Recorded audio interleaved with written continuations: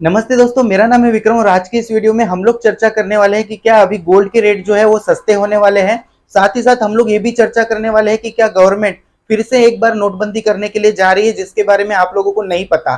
तो दोस्तों देखिए, कल का जब मैंने वीडियो बनाया था गोल्ड के प्राइजेस को रिलेटेड, तो बहुत सारे लोगों के सवाल ये आए थे कि क्या सर गोल्ड अभी सस्ता होने वाला है। तो शॉर्ट टर्म में दोस्तों ऐसा कभी भी हो सकता है कि महीने में कभी गोल्ड के प्राइजेस हाई रहे, कभी लो रहे, लेकिन अगर हम लोग लॉन्ग टर्म की बात करें तो गोल्ड के प्राइसेस दोस्तों हमेशा से जो है बढ़ते ही हुए रहे हैं। इसका जो कारण है ये है कि गोल्ड जो है एक करेंसी के रूप में हम लोग उसको देख सकते हैं। अब बात कर लेते हैं दोस्तों कि अब क्या होने वाला है, क्यों मैंने ये टाइटल लगाया है कि नोटबंदी 2.0 होने वाली है। ये एक 100 का नोट है, जैसा कि आप लोग देख पा रहे होंगे ये एक 100 का नोट है और इसके ऊपर भारतीय रिजर्व बैंक के गवर्नर के सिग्नेचर है। लेकिन मैं अगर आप लोगों को बोलूं कि आने वाले कुछ टाइम के बाद में आप लोगों को ये नोट देखने के लिए ही नहीं मिलेगा, तो आप लोगों को क्या फील होगा? आप लोगों को यही फील होगा कि भाई ये जो नोट है बदल के दूसरा आ जाएगा, क्योंकि पुरानी वाली नोटबंदी में यही हुआ था।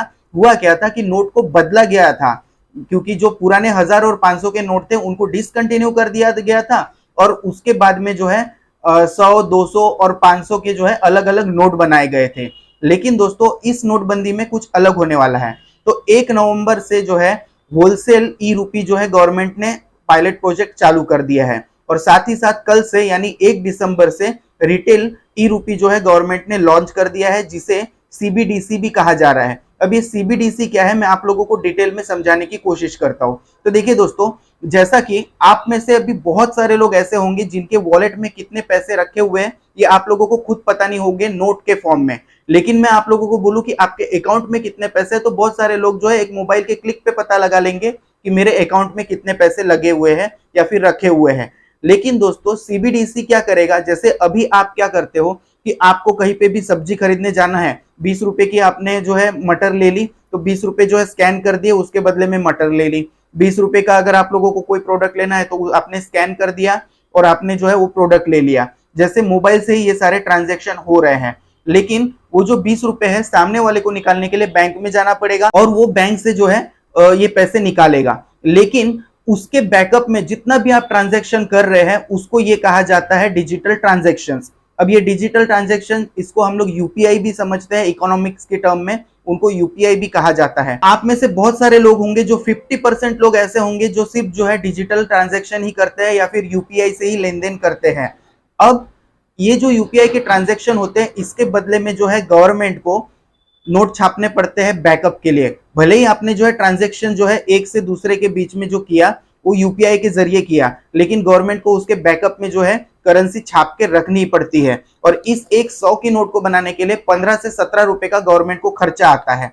तो दोस्तों इसकी वजह से गवर्नमेंट को ये जो साल जा रहा है अभी, इस साल में 5000 करोड़ रुपए का खर्चा आया। अब गवर्नमेंट ने ये सोचा कि भाई हम लोग नोट ही क्यों छापे, क्योंकि हम लोगों ने आपको आदत तो बनाई दी है कि आप लोग जो है सारे ट्रांजैक्शन यूपीआई के थ्रू कर रहे हो, तो आप लोगों को ये आदत गवर्नमेंट ने तो डाल दी। लेकिन अब गवर्नमेंट क्या करने जा रही है, धीरे धीरे नोटों को खत्म करते जा रही है। अब नोटों को खत्म करने के लिए उसने जो है सीबीडीसी लाया है, यानी कि सेंट्रल बैंक डिजिटल करेंसी। अब ये सेंट्रल बैंक डिजिटल करेंसी काम कैसे करेगा?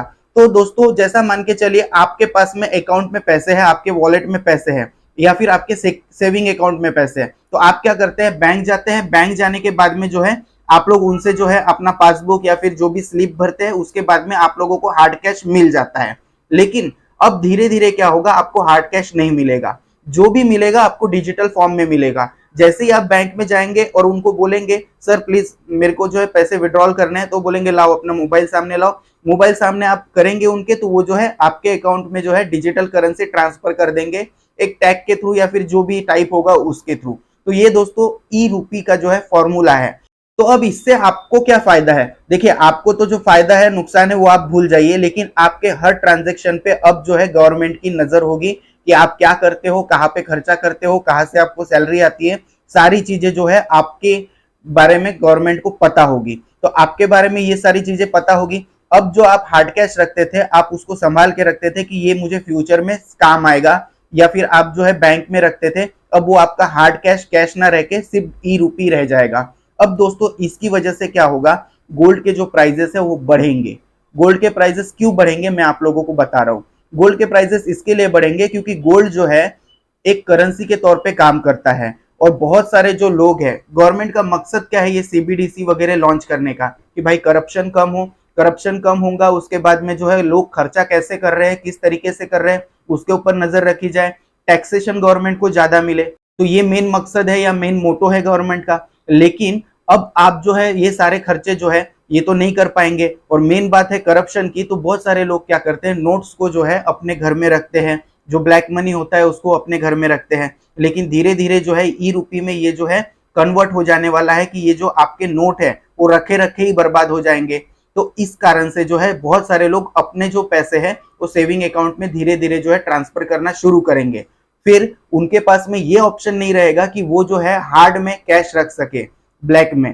तो उनके पास ऑप्शन क्या बचता है, उनके पास ऑप्शन बचता है गोल्ड। तो वो जो है गोल्ड में धीरे धीरे जो है अपनी सेविंग बढ़ाएंगे, या फिर गोल्ड ज्यादा से ज्यादा लोग परचेस करेंगे। इसकी वजह से क्या होगा, इसकी वजह से गोल्ड पे जो इंपोर्ट प्राइस, इंपोर्ट ड्यूटी है या इंपोर्ट बेस प्राइस है वो बढ़ेंगे। उसके बाद में गोल्ड जो है, गवर्नमेंट कहीं ना कहीं गोल्ड को भी कंट्रोल करने की कोशिश करेगी कि गोल्ड का ज्यादा ट्रांजैक्शन ना हो, लोग अपने पास में गोल्ड ज्यादा जमा ना कर ले।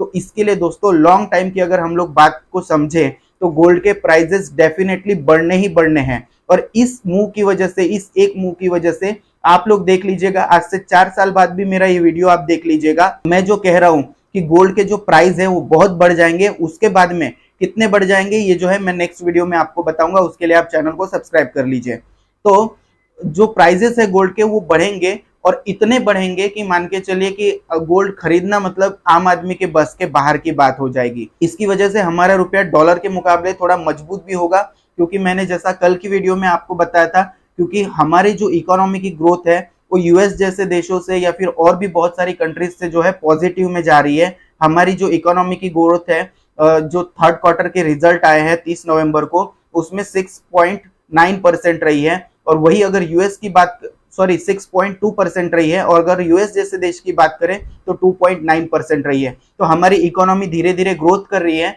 और इकोनॉमी जैसे ही ग्रोथ करेगी हमारी, तो डॉलर के मुकाबले जो है हमारा रुपया जो है प्राइस उसके थोड़े से कम हो सकते हैं। और इसकी वजह से आने वाले 4-5 सालों के बाद में आप लोग देखेंगे कि गोल्ड और सिल्वर के प्राइसेस इंडिया में बहुत ज्यादा हाई रहेंगे। तो उम्मीद करता हूं दोस्तों ये जानकारी आपको पसंद आई होगी। हालांकि ये बहुत कॉम्प्लिकेटेड जानकारी थी। अगर आप लोगों को ये जानकारी पसंद आई हो तो वीडियो को लाइक कर दीजिए, दोस्तों के साथ शेयर कर दीजिए, और चैनल पे नए हैं तो चैनल को जरूर सब्सक्राइब कर दीजिए। आज के लिए बस इतना ही, थैंक यू।